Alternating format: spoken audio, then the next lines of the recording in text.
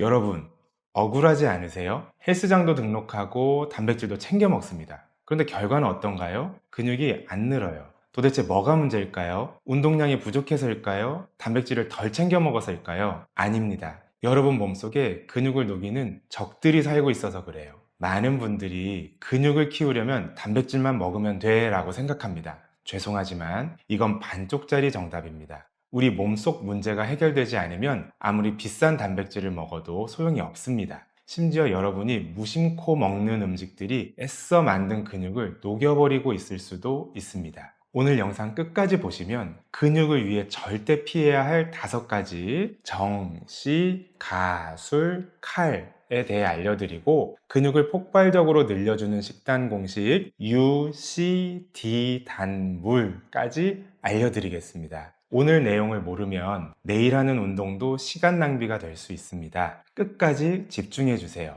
본론부터 빠르게 들어가 볼게요. 근육을 녹이는 첫 번째 적은 바로 장 건강입니다. 여러분, 충격받으실 수도 있는데요. 솔직하게 말씀드릴게요. 장이 안 좋으면 아무리 운동해도 아무리 단백질을 먹어도 진짜 소용없습니다. 아니, 장이랑 근육이 무슨 상관이에요? 이렇게 생각하실 수 있어요. 의사들도 처음에는 다 그렇게 생각했어요. 최근 과학계에서 엄청난 발견이 있었습니다. 장과 근육 사이에 직접적인 연결고리가 있다는 게 밝혀진 거예요. 장, 근육, 축이라고 불러요. 쉽게 말하면 장 상태가 근육 상태라는 거예요. 증거를 보여드릴게요. 과학자들이 장내 미생물이 없는지와 정상쥐를 비교했어요. 똑같이 먹이고 똑같이 움직이게 했어요. 결과가 어땠을까요? 미생물이 없는 쥐는 근육량도 적고 힘도 약하고 지구력도 바닥이었어요. 똑같이 먹고 똑같이 움직였는데도요. 여기서 반전이 있습니다. 정상쥐의 장내 미생물을 옮겨줬더니 근육이 회복됐어요. 이게 무슨 뜻인지 아시겠어요? 여러분들이 헬스장에서 땀 흘린 시간, 비싼 단백질 보충제에 쓴 돈, 식단 관리한다고 참았던 것들, 장이 안 좋으면 전부 물거품이에요. 진짜로요. 건강한 장은 벽이 튼튼해요. 점액층, 상피세포층, 면역세포층이 겹겹이 쌓여서 나쁜 것들이 혈액으로 못 들어오게 막아줘요. 일종의 방어벽이에요. 그런데 장내 미생물 균형이 깨지면 이 벽에 미세한 구멍이 납니다. 이걸 장누수라고 합니다. 장에서 뭔가가 새는 거예요. 장누수가 생기면 어떻게 될까요? 장 안에 있어야 할 박테리아 독소들이 혈액으로 스며들어요. 이 독소가 온몸을 돌아다니면서 염증을 일으킵니다. 그리고 이 염증이 바로 근육을 공격합니다. 실제로 근감소증 환자들의 장을 연구해 봤더니 특징적인 변화가 있었습니다. 유익한 균인 비피더스균, 유산균 같은 건 확 줄어 있고 해로운 균은 늘어나 있었어요. 단쇄지방산을 만드는 좋은 박테리아도 감소해 있었고요. 우연이 아니에요. 장이 망가지니까 근육도 망가진 거예요. 정리할게요. 장 건강이 무너지면 아무리 단백질을 먹어도 아무리 운동을 해도 몸이 반응하지 않습니다. 그동안 열심히 했는데 효과가 없었다면요, 여러분 잘못이 아니에요. 장이 받아들일 준비가 안 되어 있었던 거예요. 두 번째 방해꾼은 만성염증이에요. 염증이요? 저 어디 아픈 데 없는데요? 그게 함정입니다. 제가 말하는 건 급성염증이 아니에요. 다쳐서 빨갛게 붓고 아픈 그런 염증 말고요. 저등급 만성염증이라는 게 있어요. 이게 뭐냐면 증상이 없는 경우도 많고요. 아프지도 않아요. 근데 몸속에서 조용히 수개월, 수년간 계속 진행이 돼요. 본인은 전혀 모르는데 몸 안에서 작은 불이 계속 타고 있는 거예요. 한국 성인 중에 이 만성염증을 달고 사는 사람이 정말 많아요. 스트레스, 수면 부족, 가공식품, 배달음식, 음주, 운동 부족 등 현대인의 생활 방식 자체가 만성염증을 키우고 있거든요. 진료실에서 환자분들 보면 특별히 아픈 데는 없는데 늘 피곤하고 몸이 무겁고 회복이 더딘 분들이 많습니다. 검사해보면 염증 수치가 높은 경우가 꽤 있어요. 만성염증이 있으면 우리 몸에서 염증 물질들이 계속 나와요. TNF-알파, 인터류킨6 같은 것들이요. 쉽게 말하면 근육을 공격하는 미사일이라고 생각하세요. 이 미사일들이 뭘 하냐면요. 근육이 만들어지는 걸 막아요. 근육 단백질 합성의 핵심 경로를 억제해버려요. 동시에 이미 있는 근육은 분해시켜버리고요. 근육 분해 시스템을 활성화시키거든요. 결과가 뭐겠어요? 근육은 안 늘고 있던 것도 줄어들어요. 여기서 더 무서운 게 있습니다. 동화 저항성이라는 게 생겨요. 이게 뭐냐면 운동을 해도 단백질을 충분히 먹어도 근육이 반응을 안 해요. 마치 근육이 난 이제 안 커! 라고 파업해버린 것처럼요. 열심히 운동하고 닭가슴살 챙겨 먹고 근데 몸은 그대로예요. 혹시 이런 경험 있으세요? 그렇다면 동화 저항성을 의심해 봐야 해요.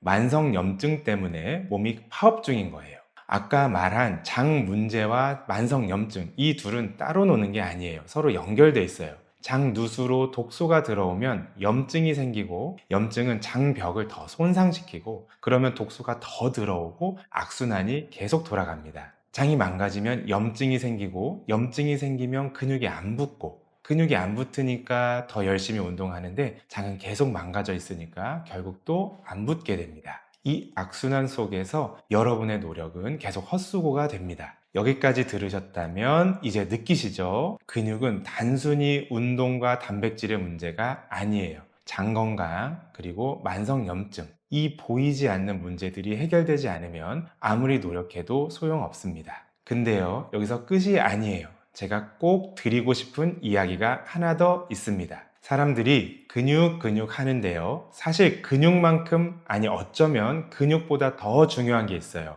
바로 근막이에요.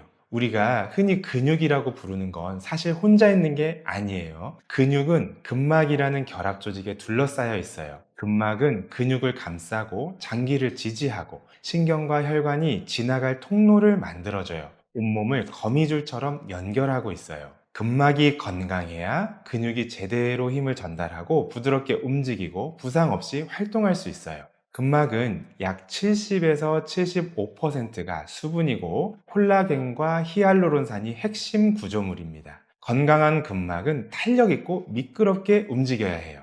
그런데 만성염증이 있거나 물을 잘 안 마시거나 영양이 부족하거나 움직임이 부족한 상태가 지속되면 근막이 뻣뻣해지고 서로 붙어버려요.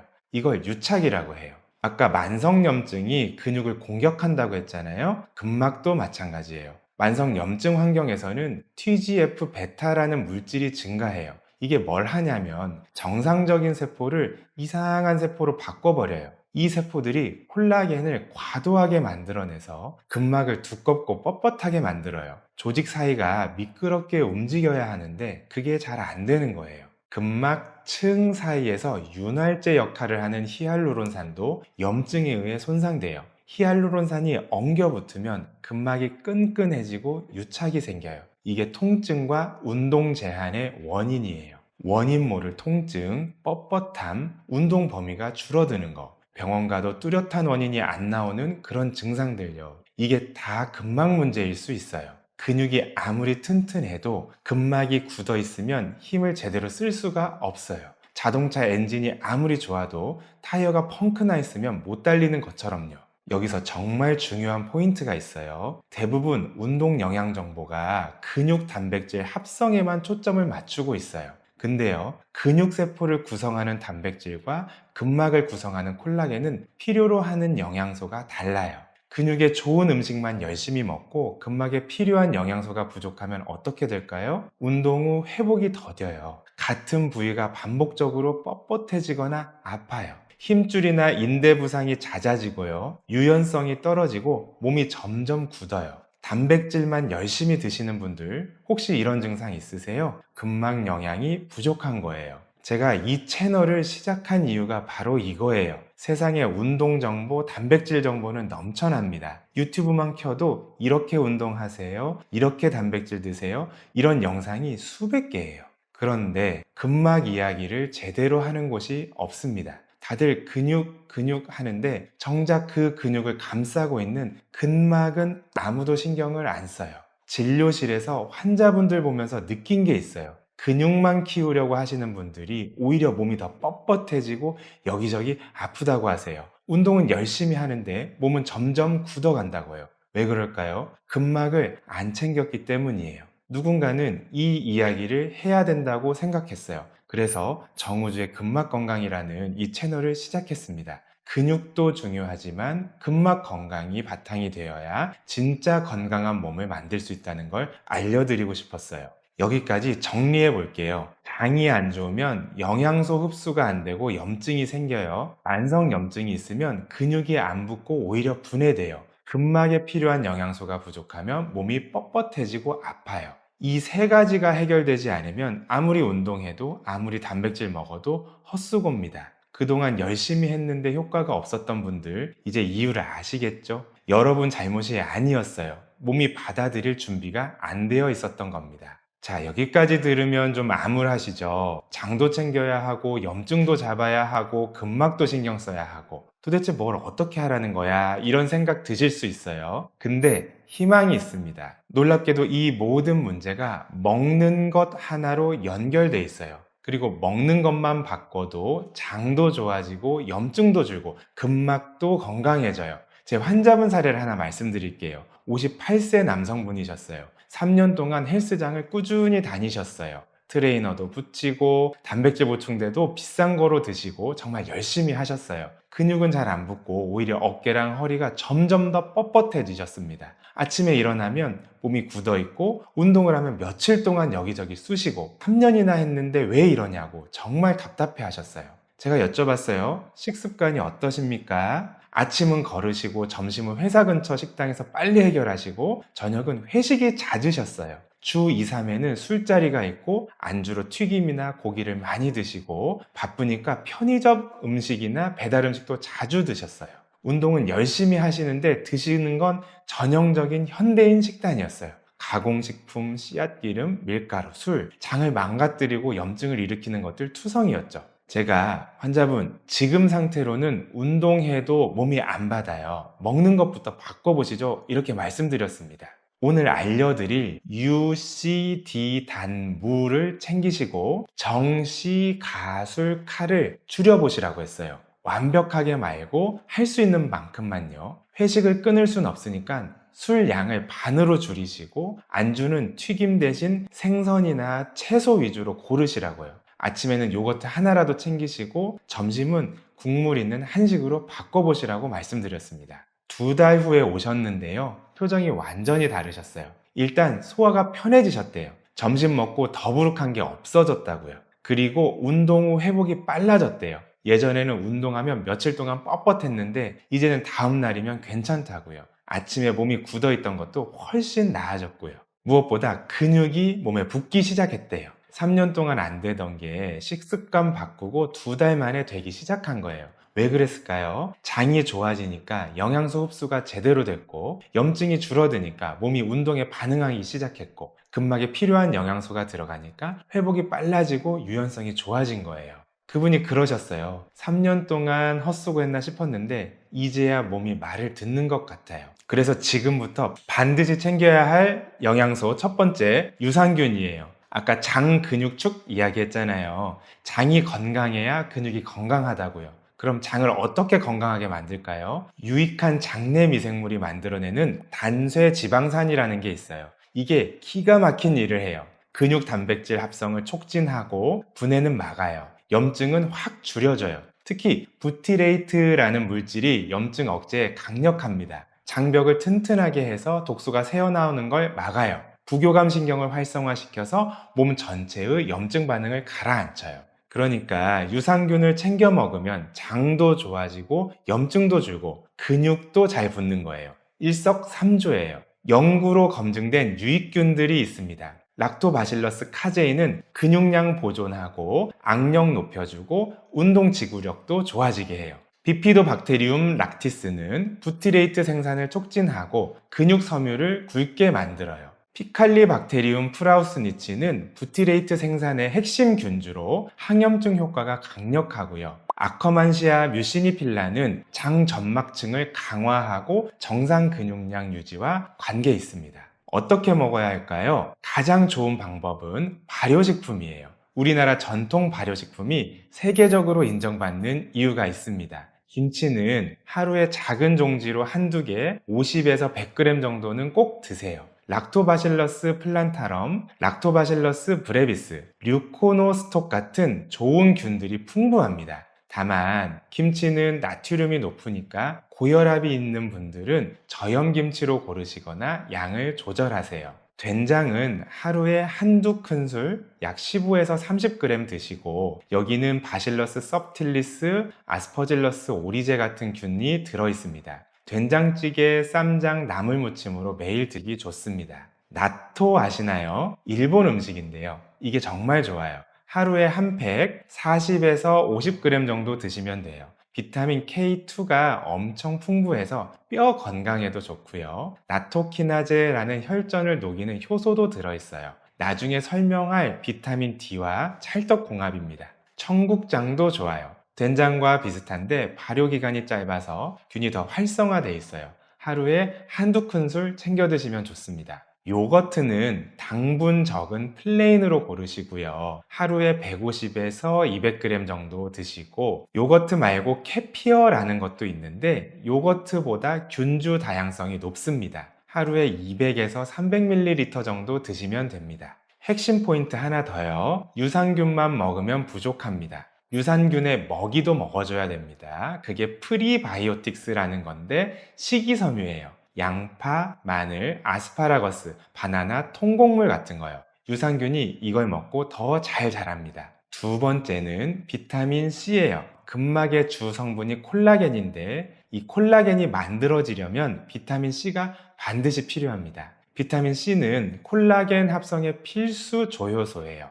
콜라겐 섬유가 강도를 가지려면 프롤린과 라이신이라는 아미노산이 수산화 과정을 거쳐야 하는데 이 과정을 담당하는 효소가 작동하려면 비타민 C가 반드시 필요해요. 비타민 C가 부족하면 불완전한 콜라겐이 만들어지고 근막이 약해지고 유착이 생겨요. 뻣뻣해지고 아프게 되는 거예요.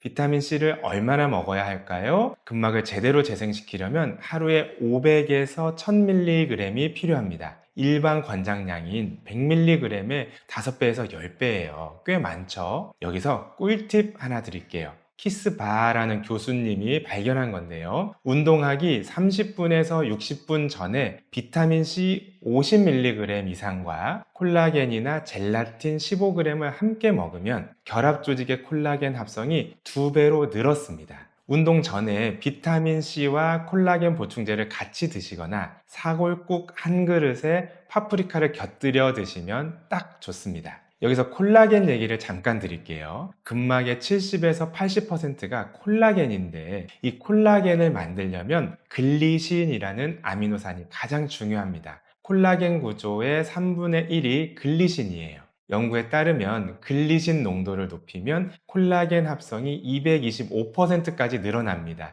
우리 몸이 글리신을 만들어내긴 하지만 콜라겐 생산에 필요한 양을 다 충족하지는 못해요. 글리신이 풍부한 음식이 뭐냐면 뼈 육수예요. 사골국, 곰탕, 설렁탕 같은 거요. 젤라틴도 좋고요. 돼지 껍데기, 닭 껍질, 생선 껍질에도 많습니다. 그동안 껍질 버리셨던 분들 이제부터 드세요. 다시 비타민 C로 돌아올게요. 초록색 파프리카가 최고입니다. 100g에 약 162mg이 들어있고요. 레몬의 3배나 되는 양입니다. 파프리카 하나만 잘 먹어도 권장량 초과입니다. 브로콜리도 좋은데 100g에 약 90mg이 들어있고요. 근데 데치면 절반으로 줄어드니까 찜으로 드시는 게 비타민C 보존에 좋습니다. 딸기는 100g에 60에서 80mg이 들어있고 오렌지나 자몽 같은 감귤류에도 비타민C가 많습니다. 그런데 달콤한 과일은 좀 조심하셔야 돼요. 과당이 많으면 오히려 몸에 안 좋을 수가 있어요. 세 번째는 비타민 D예요. 비타민 D는 단순한 영양소가 아닙니다. 근육 재생, 미토콘드리아 기능, 단백질 합성을 조절하는 핵심 호르몬이에요. 비타민 D가 하는 일을 알려드릴게요. 폭발력과 순발력을 담당하는 제2형 금섬유를 선택적으로 늘려줘요. AKT 폭소3 신호 경로를 통해서 근육 단백질 합성을 또 촉진합니다. 근육 수축에 필요한 칼슘의 장내 흡수를 높여줘요. 그리고 TGF 베타에 의한 근막 섬유화를 억제해요. 근막이 뻣뻣해지는 걸 막아준다는 거예요. 그런데 놀라운 사실이 있어요. 한국 성인의 73에서 80%가 비타민 D 부족이거나 결핍 상태입니다. 거의 대부분 비타민 D가 부족하다는 거예요. 겨울철에는 혈중 농도가 20에서 30% 이상 또 떨어집니다. 서울에서는 12월에서 2월까지 정오에 30분에서 60분 햇빛을 쬐도 충분한 비타민 D가 안 만들어집니다. 진료실에서 혈액 검사를 해보면 비타민 D가 낮은 분들이 정말 많습니다. 햇빛을 많이 쬐다고 생각하는 분들도 부족한 경우가 꽤 있어서 음식으로 적극적으로 섭취해 주시는 게 좋습니다. 대부분의 전문가들은 혈중 농도 30 이상 유지를 위해 하루에 1000에서 2000 IU를 권장해요. 비타민 D2보다 D3 폴레칼시페롤 형태가 생체 이용률이 그리고 더 높습니다. 고등어가 최고예요. 100g에 약 640 IU나 들어있습니다. 청어, 정어리는 100g에 170에서 270 IU 정도고요. 연어는 100g에 440에서 920 IU가 포함되어 있는데 연어는 큰 생선이라 중금속이 축적되어 있을 가능성이 높아서 섭취에 주의가 필요합니다. 계란 노른자는 한 개에 약 37 IU예요. 버섯 중에 자외선에 노출된 표고버섯은 100g에 약 100 IU 정도 되고요. 실천 팁입니다. 일주일에 2번에서 3번 고등어나 청어 같은 기름진 생선을 드시고 매일 계란 1개에서 2개를 드세요. 음식만으로 부족하면 비타민 D3 보충제를 고려하시고요. 그리고 비타민 K2와 함께 드시면 더 좋습니다. 칼슘이 뼈에 제대로 침착이 되거든요. 아까 말한 나토가 비타민 K2의 훌륭한 공급원이에요. 나토로 드시면 비타민 D와 K2가 시너지를 냅니다. 네 번째는 단백질이에요. 단백질은 근육과 콜라겐의 기본 재료예요. 집을 지으려면 벽돌이 있어야 하잖아요. 단백질이 그 벽돌이에요. 단백질이 부족하면 근육이 분해되어 아미노산을 공급하게 되고 콜라겐 합성도 저하되어서 근막이 약해져요. 1.0에서 1.2g 챙겨 드시고요.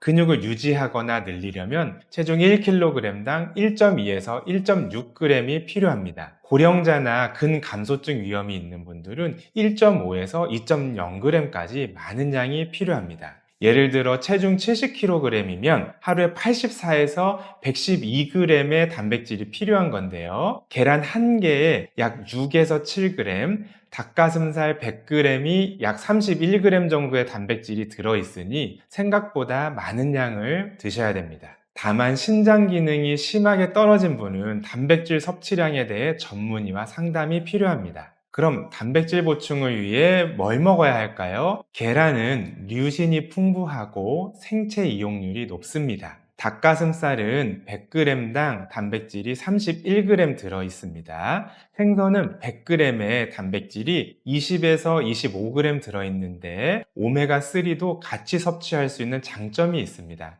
다만 참치나 연어 같은 큰 생선은 중금속 축적 위험이 있으니 작은 생선 위주로 드시는 게 좋습니다. 소고기는 100g의 단백질이 약 26g 들어있고 철분, 아연, 비타민 B12도 풍부하기 때문에 좋고요. 두부는 100g의 단백질이 약 8g으로 좋은 식물성 대안입니다. 렌틸콩, 병아리콩 같은 콩류는 100g의 단백질이 8에서 9g 들어있고 식이섬유가 풍부해서 좋습니다. 단백질 섭취하실 때 팁인데요. 한 번에 몰아먹지 마세요. 매 끼니 20에서 30g씩 나눠서 드세요. 근육 단백질 합성은 한 번에 사용할 수 있는 양의 한계가 있어요. 아침에 60g 먹고 점심 저녁에 안 먹는 것보다 세 끼에 20g씩 나눠 먹는 게 훨씬 효과적입니다. 다섯 번째는 물이에요. 물이 왜 중요하냐면요. 근막의 70에서 75%가 수분입니다. 근막 안에 있는 히알루론산이라는 물질이 자기 무게의 최대 1000배나 되는 물을 끌어당겨요. 그래서 근막이 촉촉하고 미끄럽게 유지되는 거예요.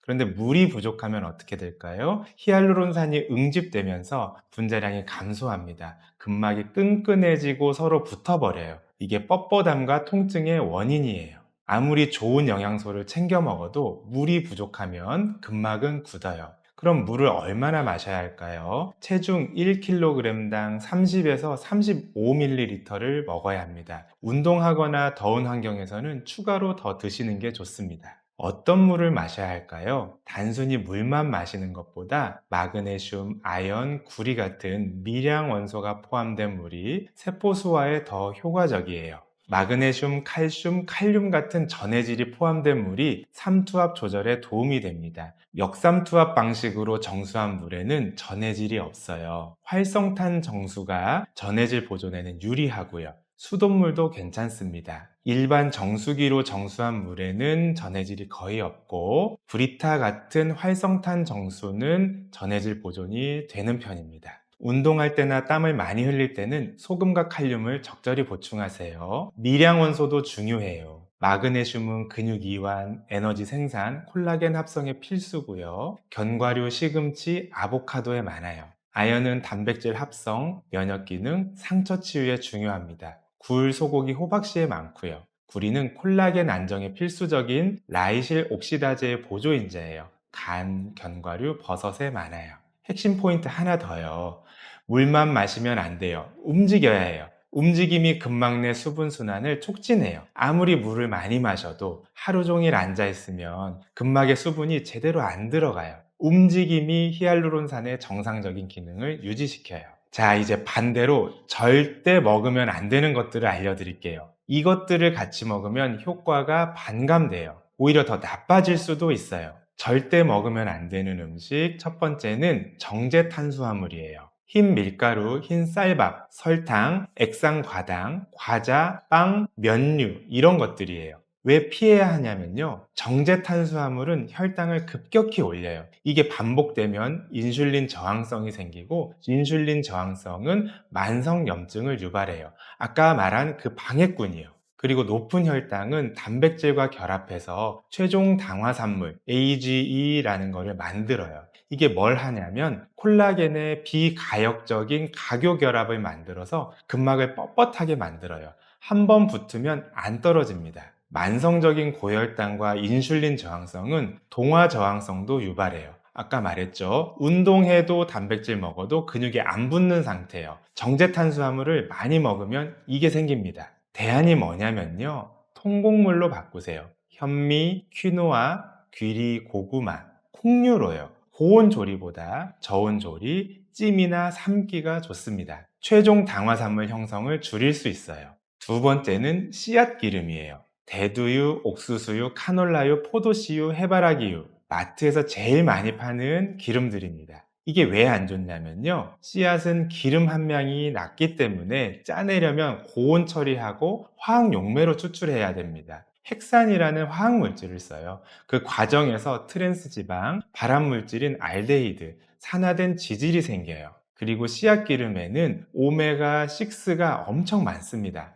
오메가6는 염증 촉진 물질인 프로스타글란딘2, 류코트리엔의 원료가 돼요. 오메가6와 오메가3의 이상적인 비율은 1에서 4대 1인데요. 현대인 식단은 16에서 20대 1까지 벌어져 있어요. 씨앗 기름 때문입니다. 튀김에 쓴 기름을 재사용하시는 분들도 계시죠? 그러면 유해 물질이 10배에서 100배까지 늘어나요. 대안은요, 올리브유를 쓰세요. 엑스트라 버진이 좋습니다. 아보카도유, 코코넛 오일, 버터도 괜찮고요. 돼지 기름인 라드도 씨앗 기름보다 좋습니다. 세 번째는 가공식품이에요. 편의점 도시락, 인스턴트 라면, 과자, 탄산음료, 패스트푸드, 냉동식품, 소시지, 햄 이런 것들이요. 가공식품이 왜 최악이냐면요. 아까 말한 나쁜 것들이 다 들어있어요. 씨앗 기름, 첨가당, 정제탄수화물, 인공첨가물, 보존료, 개별적으로도 해로운데 전부 합쳐져 있어요. 해로운 효과가 증폭됩니다. 그리고 초가공식품은 장내 미생물의 다양성을 급격히 감소시키고 장 투과성을 증가시켜요.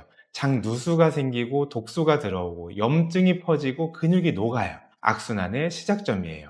칼로리는 높은데 비타민, 미네랄, 식이섬유는 부족합니다. 배는 부른데 영양은 없는 빈 칼로리예요. 대안은요, 가능하면 가공되지 않은 원재료로 직접 요리하시는 거고요. 성분표를 보시고 읽기 어려운 재료가 5개 이상이면 피하시는 게 좋습니다. 네 번째는 술이에요. 알코올이 m토르 경로를 억제해서 운동 후 근육 단백질 합성을 막아요. 운동하고 술 마시면 운동 효과가 반감이 됩니다. 힘들게 운동한 거 날아가는 거예요. 이뇨작용으로 수분 손실이 증가해서 탈수를 일으키고요. 수분이 빠져나가면 근막의 히알루론산 기능이 저하되겠죠? 근막이 뻣뻣해집니다. 장내 미생물도 망가뜨려요. 알코올은 장 투과성을 증가시키고 유익균을 감소시켜요. 장 누수의 직접적인 원인이 됩니다. 술은 깊은 수면을 방해해서 성장 호르몬 분비와 근육 회복도 저하시키고요. 술 마시면 잠은 오는데 깊은 잠을 못 잡니다. 술은 비타민 B군, 아연, 마그네슘 흡수도 방해해요.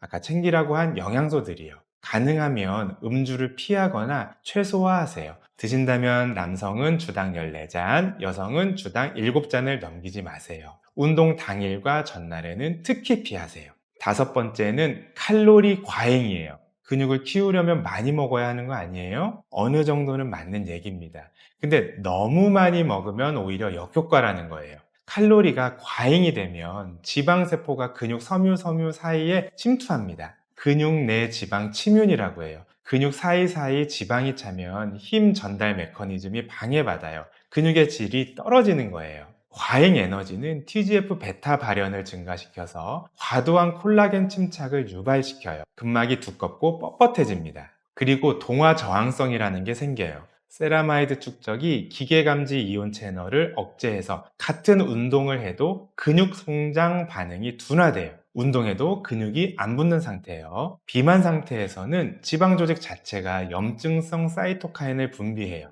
지방이 많으면 염증도 많아지는 거예요. 그래서 근육을 키우려면 약간의 칼로리 잉여가 필요하긴 한데 하루에 200에서 300kcal 정도면 충분합니다. 그런데 그 이상 과잉되면 오히려 해로워요. 필요 칼로리를 계산하고 적정 수준을 유지하는 게 좋습니다. 자, 정리할게요. 외우기 쉽게 다시 한번요. 근육을 살리기 위해서 꼭 챙겨야 할 영양소는 U, C, D, 단, 물입니다. U는 유산균이에요. 김치, 된장, 나토, 요거트로 장내 미생물 균형을 회복하고 단쇄지방산을 생성하고 장벽을 강화하고 염증을 억제합니다. C는 비타민 C예요. 파프리카, 브로콜리로 콜라겐 합성을 도와 근막을 재생합니다. 항산화 효과도 있어 염증도 줄이고요. D는 비타민 D예요. 고등어, 청어, 계란으로 근육을 재생하고 제2형 근섬유를 늘리고 칼슘 흡수를 높이고 근막의 섬유화를 막습니다. 나토에 비타민 K2와 함께 먹으면 더 좋습니다. 다는 단백질이에요. 계란, 닭가슴살, 돼지고기, 소고기, 생선 두부로 근육과 콜라겐의 재료를 공급합니다. 하루에 체중 1kg당 1.2에서 1.6g 필요하고요. 몇 끼니를 이 분량을 나눠서 드세요. 물은 물이에요. 미네랄이 포함된 물로 체중 1kg당 30에서 35ml 드시고 움직여서 근막의 수분을 순환시켜 주세요. 근육을 지키기 위해서 피해야 할 음식 5가지는 정, 씨, 가, 술, 칼입니다. 정은 정제 탄수화물이에요. 흰 밀가루, 설탕, 흰 쌀 등은 혈당을 급등시켜서 인슐린 저항성을 만들고 최종 당화산물을 형성하고요. 동화 저항성이라고 근육이 안 생기게 만드는 상황도 만듭니다. 통곡물, 고구마, 콩류로 바꾸시는 게 좋습니다. C는 씨앗기름이에요.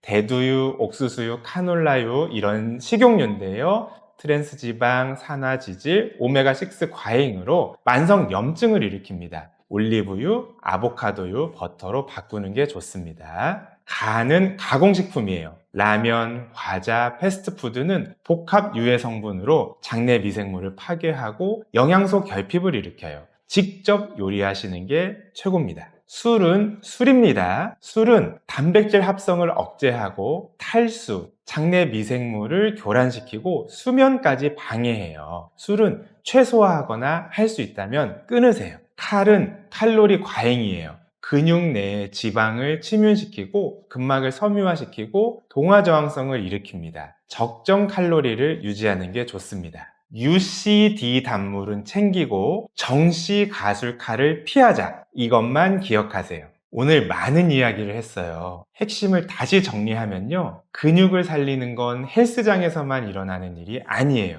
매일 먹는 음식에서 시작됩니다. 우리가 매일 먹는 것이 만성염증을 일으키기도 하고 줄이기도 해요. 장내 미생물의 균형을 깨기도 하고 회복시키기도 하고요. 조직 재생에 재료를 주기도 하고 부족하게 만들기도 합니다. 잘못된 식습관으로 장이 무너지고 염증이 퍼지면 아무리 운동해도 헛수고예요. 반대로 올바른 식습관은 운동 효과를 몇 배로 늘려줘요. 그리고요, 식습관만으로는 충분하지 않습니다. 움직임이 함께 가야 해요. 저희 채널에서 늘 강조하는 근막 건강 3R이 있어요. 근막 마사지로 근막의 유착을 풀어주고 히알루론산의 정상적인 기능을 회복시키세요. 근막 스트레칭으로 유연성을 유지하세요. 근막은 움직이지 않으면 붙어버립니다. 근막 탄력 운동으로 근육과 근막에 부하를 주셔서 근육 성장도 유도하고 또 건강한 상태로 유지하셔야 돼요. 운동과 식습관이 함께 갈 때 근육은 비로소 성장합니다. 모든 걸 한꺼번에 바꾸려고 하면 지칩니다. 작은 것부터 시작하세요. 좋은 음식은 늘리고 나쁜 음식은 줄이세요. 이번 주에는 씨앗 기름 대신 올리브유를 써보세요. 가공식품을 하나 줄여보시고요. 다음 주에는 김치나 요거트를 매일 챙겨보세요. 밀가루를 줄여보시고, 그 다음 주에는 물을 더 마시고 술을 한 잔 줄여보세요. 완벽함보다 일관성이 중요합니다. 작은 변화들이 쌓이면 큰 차이를 만들어요. UC, D 단물 챙기고 정시 가술칼을 피하세요. 그리고 근막 건강 3R, 마사지, 스트레칭, 운동으로 몸을 움직이세요. 잘 먹어야, 잘 만져야 당신의 몸이 살아납니다. 근막 건강 꼭 구독하고 지금까지 없었던 건강 정보 알아가세요. 정우주의 근막 건강이었습니다.